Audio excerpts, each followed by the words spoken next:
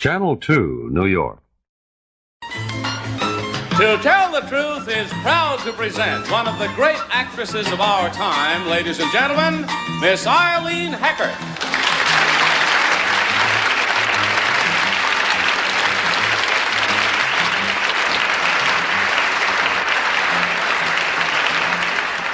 Thank you, and I'd like to introduce you to the best insurance agent in all of Connecticut, my husband, Jack Yankee. Is this Jack Yankee? Is this Jack Yankee?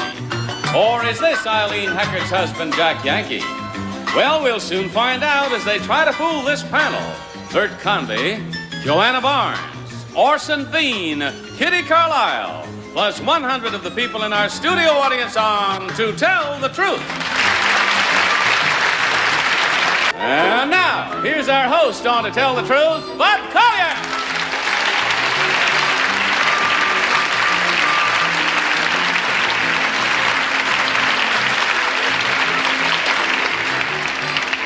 Thank you very much. Boy, it's a great personal thrill for me to just sit here alongside of Eileen, because in my estimation, she's really one of the great young actresses Here. we have. It's an honor. Thank you, darling. We're delighted that our show... You're a pussycat. Geez, that honor. Let's start the first part of our game, this time with Kitty Carlise. Kitty? Thank you, Bud. Well, it's a wonderful thing to have you and delighted to see you here. Can you tell us how you met Mr. Yankee? At Ohio State University. What were you doing there, both of you? Going to school. Bert Convy. Beautiful. I wanted to know what you were studying. Bert.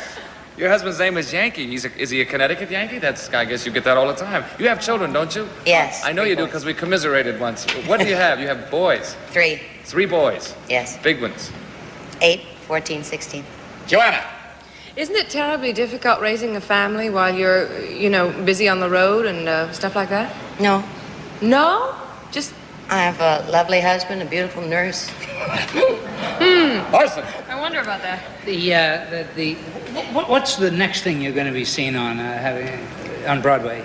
Well, I do have a new play, but the producer hasn't announced it. I better not say, So you better Orson. not say it, right? It's a comedy, and I play a 77-year-old Jewish lady. That's all I can say. Beautiful. Kitty. Who disciplines the children, Miss Heckert? You or your husband? Jack's better at it than I am because he's more consistent. That's a very good thing. Bert. What do you do for relaxation? Stay home. Sleep. Johanna. Are any of the kids interested in theater? The middle boy. Really? Has he worked professionally? Well, just to get his bicycle, he wanted a 10-speed bike, and I said, you got to go to work, $78. We're not putting out any more for bicycles. We've had 14. And so I got him a job on up the down staircase as an extra. Oh, good. Orson. Eileen, who makes you more nervous to have out in the audience? Walter Kerr of the New York Times or your husband? Jack doesn't make me nervous. I just block him out. I would be Walter Kerr if I had to think. I can't think about any of them on an opening. Kitty. Has your husband ever been interested in the theater? Only in college in executive capacity as far as the drama group. And that's it. The end of our first part of our game. So you've learned a little more about Eileen and her husband, Jack Yankee. Let's ask the gentleman in question to please come in from their soundproof room.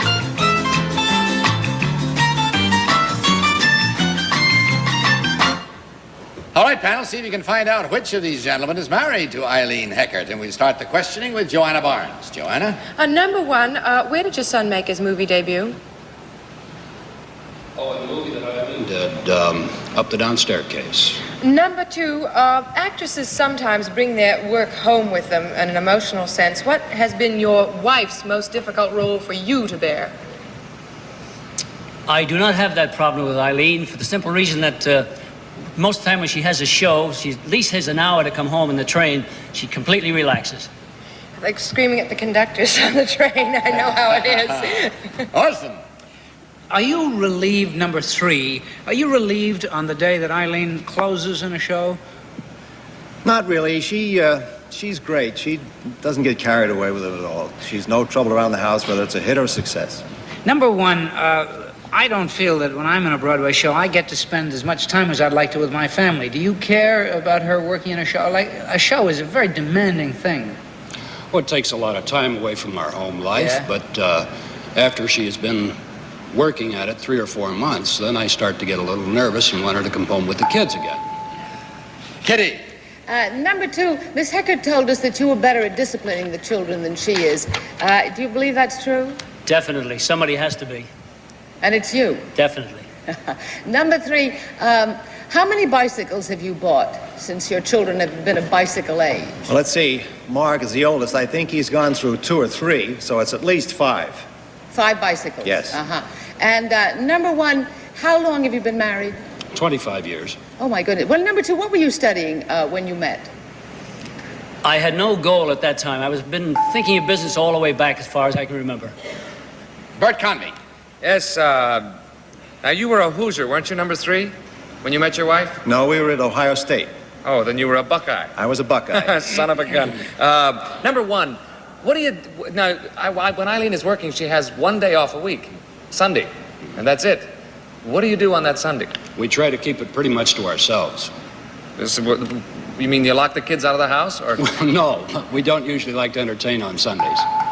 And that's all the time we have. Mark your ballots, if you will, please, panel. Mark them at once without change. And while you're voting, it's time for our studio audience to vote. So, audience, when I say vote, please select number 1, number 2, or number 3. Are you ready? Vote.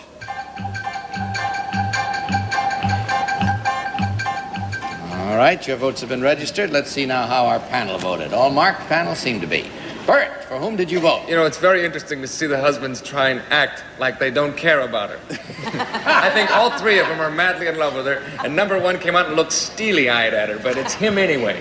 I don't care what he says. It's he anyway. All right, I Really, Bert? Johanna. You know what a gerund is? I think it's 1 or 2, but I picked 2 because I just thought he was so much fun. He might be fun to be married to.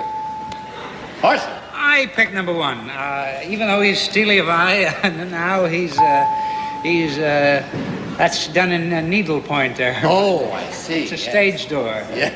Standing outside with flowers. Kitty. Well, I should have voted for number 3 because he said it doesn't matter if the play's a hit or a success, which is a Freudian slip for a man who's married to an actress. But number 2 said she's no trouble around the house. I don't think he's married to anybody for 25 years with that kind of an attitude. So I voted for number 1. All right, let's see who got the most votes from our studio audience. Our audience voted for number 1. Eileen, I guess you have to be the final analysis here. Go over and pick out your husband, Jack, will you?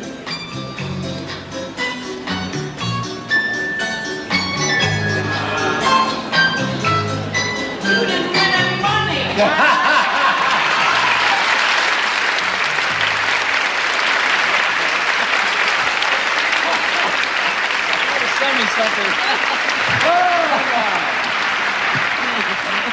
Eileen, I know it's a trite question, but we've all loved you so much, and you played so many different roles. My heavens, what a wide variety of things you've done.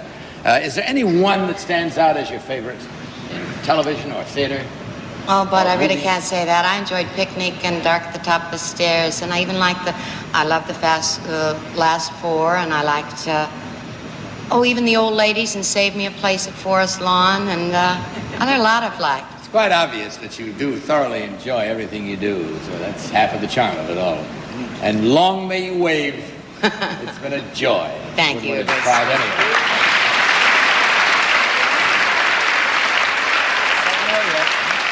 All right, number 2, what is your real name and what do you really do? My name is Harold McGann, and I'm a plain old industrial salesman. Thank you, sir. Number 3, what is your real name and what do you do? My name is Kenneth Bott, and I'm a vice president at First National City Bank. Thank you. In checking the score, we find that there was 1 incorrect vote, and that's still worth $100. Thank you for the grace and charm you always bring to everything you do. And to all of you, thank you for assisting so nicely. Goodbye, and God bless you.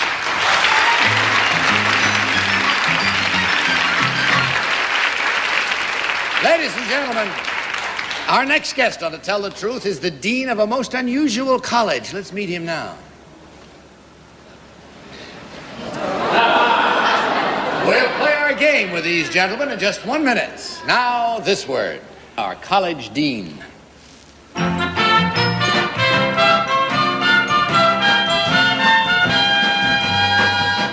What is your name, please? My name is Mel Miller. My name is Mel Miller.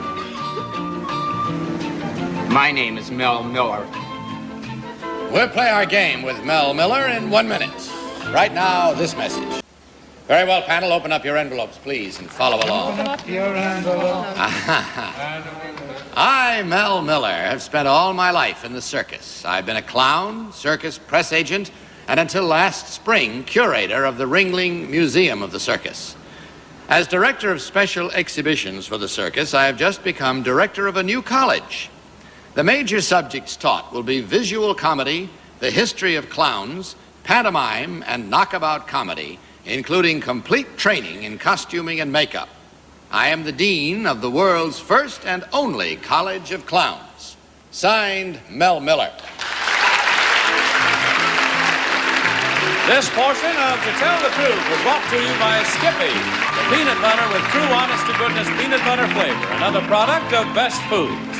The next portion of To Tell the Truth is brought to you by Soothing Pink Pepto-Bismol Liquid for upset stomach. Panel, these three gentlemen all claim to be Mel Miller. Let's start the cross-examination with Orson Bean. Orson? Thank you. Number 3, where does the term slapstick come from?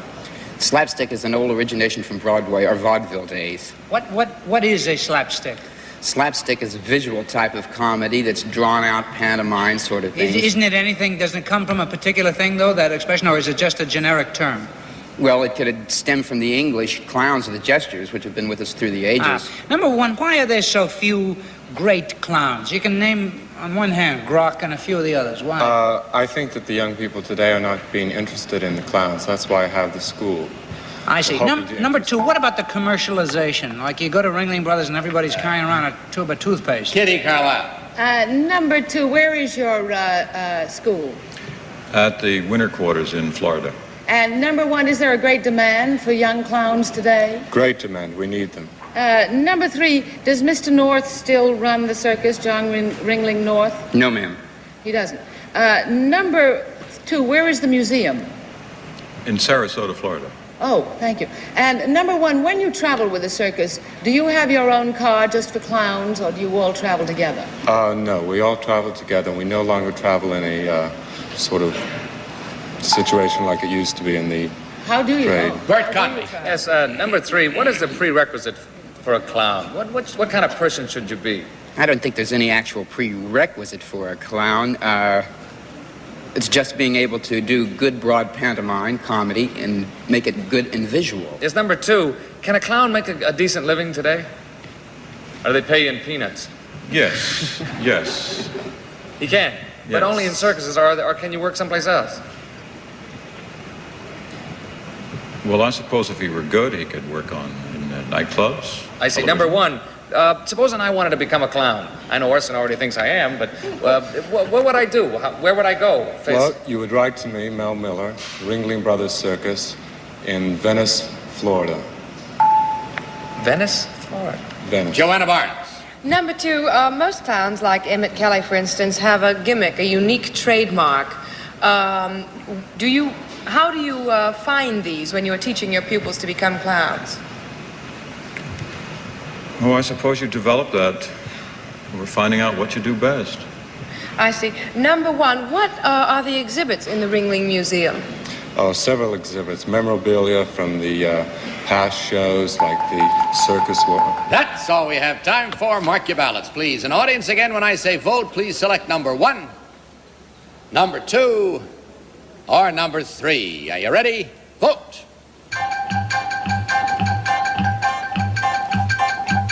Well, let's see how our panelists voted. Are all ballots marked? It's obvious they're not. They're not marked. Now they're being marked. All right, Bert, for whom did you vote? I think it's interesting because once we find out who the real one is, he's going to light up. Because he's not at home just sitting there. He wished he could jump around. Number 3 didn't know what a slapstick was, or is, and he should have known that if he's a clown. I voted for number 2. He has the proper demeanor. Johanna. Well, I also voted for number 2. I think that he's right about developing the gimmick from the person's personality.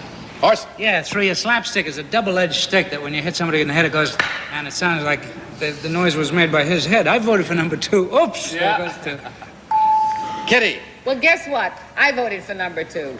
Ah.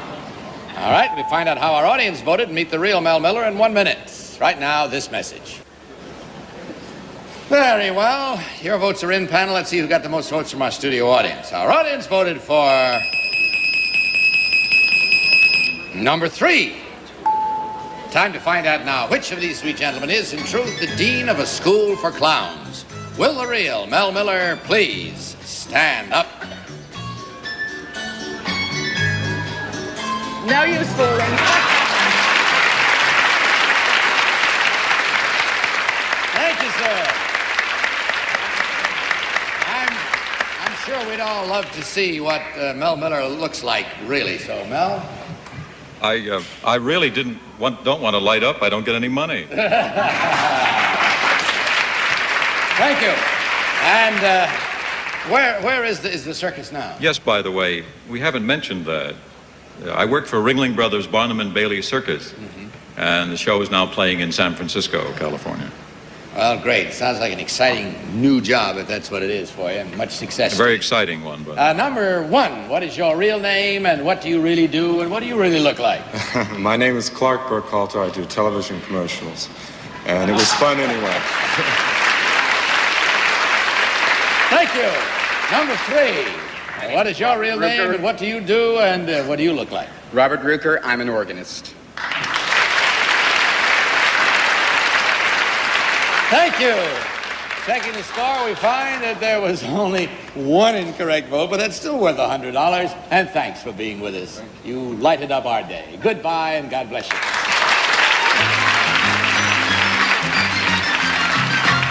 We'll be back to our show in 1 minute. Right now, this message. I'm afraid that's all the time we have. And ladies and gentlemen, I say that rather more heavily than usual because it is really all the time we have. This marks the last in the current series of To Tell the Truth programs. It's been a rich and rewarding 12 years, thanks to you, thanks to this beloved panel, believe me. Thanks to everybody backstage and on stage, cameramen, even the cameras that kept breaking down. We thank you all, because without it, it just wouldn't have been in any shape or form. It was good fun with dear friends. And until we meet again, I want to remind all of you to tell the truth. God bless you. This portion of To Tell the Truth is brought to you by Fantastic Disinfectant Spray Cleaner, the new aerosol that cleans and disinfects. To Tell the Truth is a Mark Goodson, Bill Totten production, the program recorded. This is Johnny Olson speaking, and thank you for being so nice.